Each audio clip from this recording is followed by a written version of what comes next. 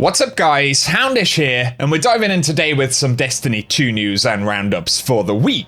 Initially, Bungie talk about reveals for armor changes in Season 15. They also plan to reveal new champion mods for the season, plus adjustments to exotics. They also give a few words on prep for the end of this season and the launch of Season 15, so we'll round all of that stuff up, as well as discussing the Epilogue, and we do have more of it to come next week, but additionally, we've had some contact from the distant Ashas. We'll also discuss the newest cutscene in the game, plus some warnings from Bungie about missing quests this week, and a few other things in the video. So if you guys enjoy this one and happen to be new to the channel, feel free to hit the subscribe button down below as we've got a lot of Destiny content to cover over the next few weeks. But now let's get into it. First up today, in terms of the conversation for Season 15, this week we're going to be learning quite a bit more about armor changes coming in the new season, as well as new mods and adjustments to exotics. So initially DMG said armor changes will be talked about in the next TWAB, and that will include exotics as well. So DMG also said, what about geomags? Followed up simply with armor TWAB next week, and he was referring to this week. And so broader changes to armor, as well as adjustments to exotics, are on the table for TWAB this week. But Destiny 2 also tweeted and said if this gets 7,777 likes, we'll reveal the season of redacted champion mods early. They went on to say champion mods will be revealed this week, and also clarified that that will be at some point before the TWAB drop, so I'm not sure if they're just going to do this on Twitter, or whether we'll see a blog post or something like that, but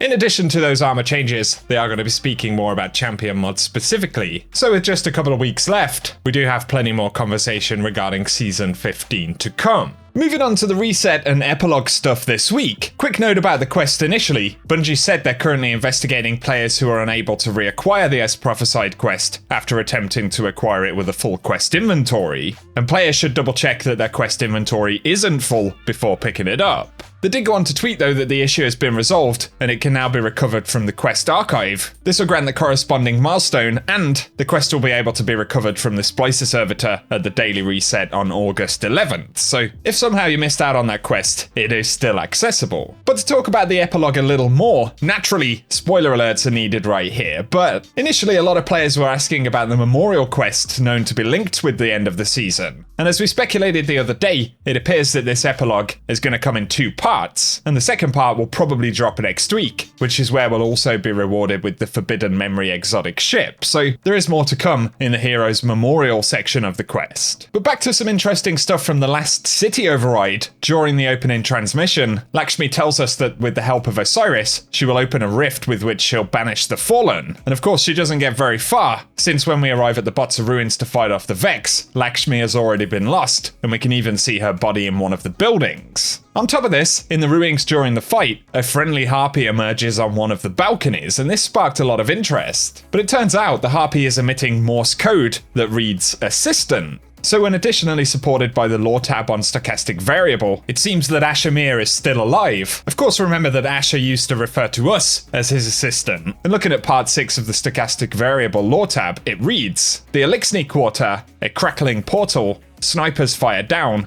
and blood runs in the gutter. An ether tank explodes, the endless night, Asha speaks, those FWC traitors. So that was an unexpected element in the content we saw this week. It seems to confirm that Asha is still around. Of course, as a recap, Asha used to be the vendor on Io before it fell. Let's remember he was also infected by Vex Tech, and he fled into the Pyramidion when everything started going down in Season of Arrivals. So, at least according to that lore, Asha witnessed what took place at the Botsa ruins, and has either become the Harpy, or is using the Harpy to spy on what's been going on, which is pretty cool. But after it all, we do get a cutscene where Mizrax and Saint, as well as the Vanguard, are fighting alongside us. Quite a few folks actually missed the cutscene in game, so if you want to check it out or recap, here it is.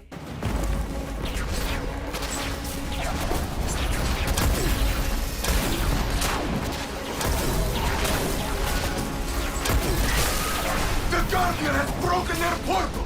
Keep behind us! We will not let them harm you!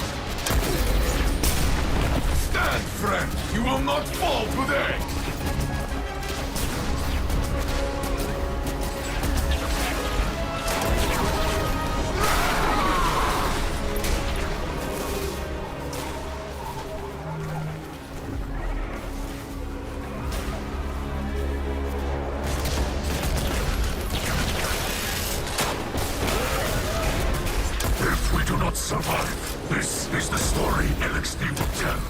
saint standing beside us. And you with me, Kel of Cows. Together, we are enough.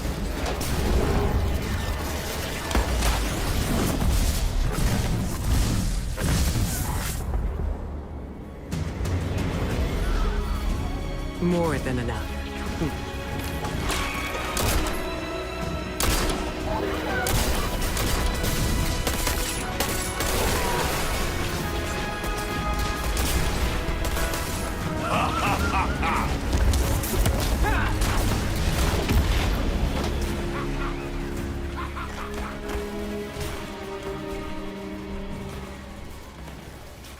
Pretty neat cutscene right there, and following it, Ikora talks about how FWC lost their way. She also states that Dead Orbit and New Monarchy have left the city entirely, so that doubles down on us not seeing the factions in any significant way for the moment.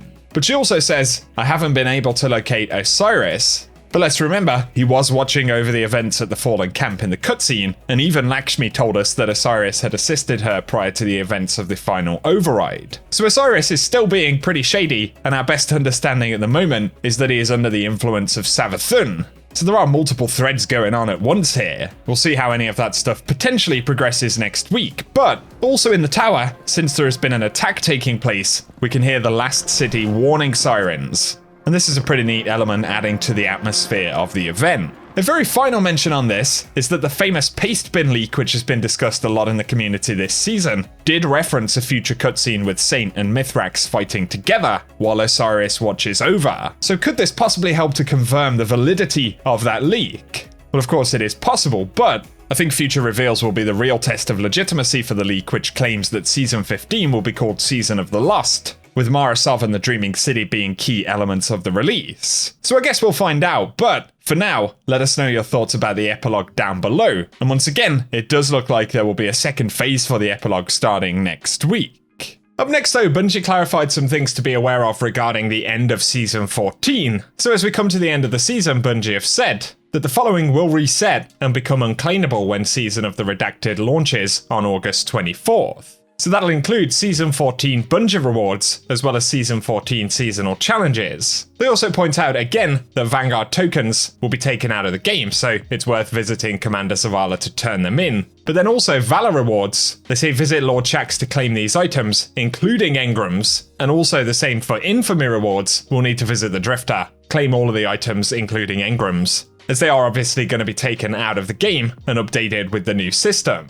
In addition to this, Splicer Servitor engrams need to be collected, and the Season 13 Season Pass items on the previous season webpage also need to be grabbed. And they point out that we should make sure to check each character. Some people may have to use the Destiny Companion mobile app to claim the rewards. So those are all of the things to bear in mind. Obviously we already knew about Vanguard tokens, but Valor and Infamy rewards need to be claimed from those vendors as well. And up next, Bungie clarified some stuff about Bungee Names, which of course is part of crossplay, and we did have a notification in game that said after 10 AM PDT on August 24th, the first login will set the platform name as your Bungee name, excluding ID numbers, non-standard characters, symbols, or code of conduct violations. And they point out that name changes won't be available until a later date. So importantly, that very first login after 10 AM on August 24th is going to be where the Bungie name is actually set. They also add that for Steam players, your Steam profile name, not your Steam account name, will become your Bungie name.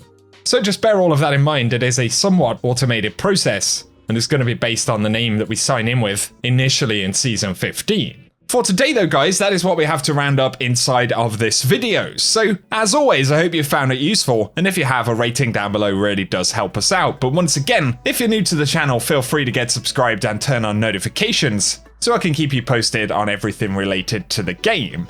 However, for today, thanks as always for tuning in, and I'll catch you guys very soon.